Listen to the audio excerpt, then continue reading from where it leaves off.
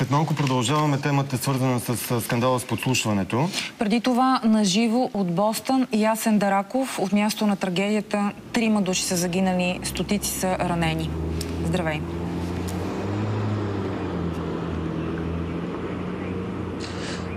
Добро утро, Ани и Виктор. Точно така, 3 са жертвите към този момент. Над 140 души са в болница. Сред жертвите, между другото, и 8-годишно момченце. 17 от тези в болница са в критично състояние, а 25 в много сериозно.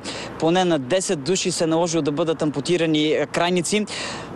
Най-малко 8 са децата, които са ранени и са в болница в момента. Бомбата, всъщност, двете експлозивни устройства са били сложени долу ниско, за да нанесат максимално рани около краката и крайниците на хората според властите. Те са били в 2 раници, избухнали са в разстояние между 10 и 15 секунди една от друга, като са били разположени на 50-100 метра.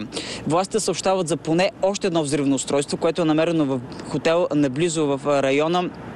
То обаче е било обезвредено. Според един конгресмен е имал още няколко, но властите не казват нищо към този момент, защото това е едно разследване, което продължава в този момент.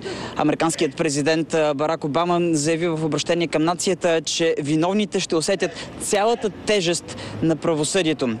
Сред стотиците хиляди гости на маратона, зрители и участници е имало и много българи. Сега една от тях е тук с нас, Силвия Вълева. Здравей, ти си била съвсем близо. Кажи ми, какво усети, когато избухнаха бомбите? Значи, живея в Бостън от 3 години. 3 години посещавам Бостън маратона. Никога не съм очаквала нещо подобно да се случи. Тази година броят на атлетите беше най-много, 29 000. Никога за миг не съм си помислила, че може нещо такова да се случи. Бях точно на финалната линия и очаквах моята най-добра приятелка, която участваше в маратона с нейното семейство и моите приятели. И в момента, в който това се случи, за щастие, благодаря на Господ, отидохме да хапнем с приятелите и моите приятели. Отидохме да хапнем. Когато излизахме от мястото, където хапнахме, всички хора тичаха, плачеха, обаждаха се на най-близките си. Полицаите започнаха, защото ние бяхме в Копли Скуер, което е супер близо и е на гърба на мястото, което се случи. А ти чу ли взривовете? Чух, но взрива не беше толкова силен. Взрива беше супер лек. Когато излязохме, ние помислихме, че някакво нещо супер малко се случило. Но в същото време с толкова много патрулки, с толкова много полиция се разминахме, хора плачещи, осъзнахме, че нещо става. Всеки питаше другия какво се случва. Никой нямаше информация какво се случва малко по-надолу от нас, което беше на 300 метра, не повече от 300 метра. Ние тръгнахме надолу. Тръгнах да питам полицая за какво стана, просто той само ми каза: момиче, бягай в обратната посока. Тръгнах да бягам, незнайно на къде, всичките хора, тръпката беше просто неописуема, ужасяваща, плач, сълзи, в същия момент нямаш батерия, случва се точно когато най-малко очакваш да звъниш на близките си приятели. В момента беше доста труден. Исках да се свържа с семейството ми в България, да й кажа, че съм добре, невредима съм. Те знаеха, че ще бъда там и ще подкрепя моята приятелка. А твоята приятелка, която участваше в маратона, как е тя? Моята приятелка, тя е добре. В момента тя беше в 25-та миля, когато това се случва. Значи става въпрос за 4 часа и 15 минути, когато става атентата.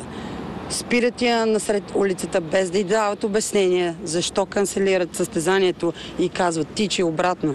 В същия момент тя няма телефон в себе си. Спират друго момиче, което тича и се моли. Това е малък ад. Благодаря ти много, Силвия. Само да кажа, че към този момент властите разпитват няколко души. Един гражданин от Саудитска Арабия е под охрана в бостонската болница, но властите не казват дали той е заподозрян, не дават никаква информация към този момент. Разбира се, ние оставаме тук в Бостон, за да следим тази ситуация и ще ви разкажем най-новото в следващите емисии на BTV новините. Аз на един такъв въпрос. Американският президент Барак Обама се въздържа да нарече ада в Бостон терористичен акт. Какви други новини идват от Белия дом? И има ли информация, например, за някоя организация да поела отговорност, или е рано да питаме за това?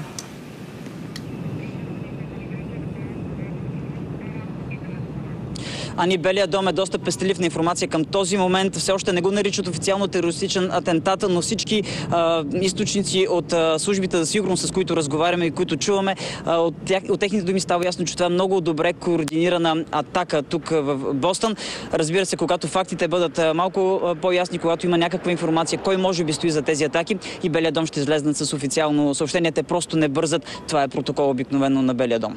Ясен Дараков, наживо от огнището на трагедията в Бостън. В BTV новините още информация и за версиите, и за всичко, което ще се случва.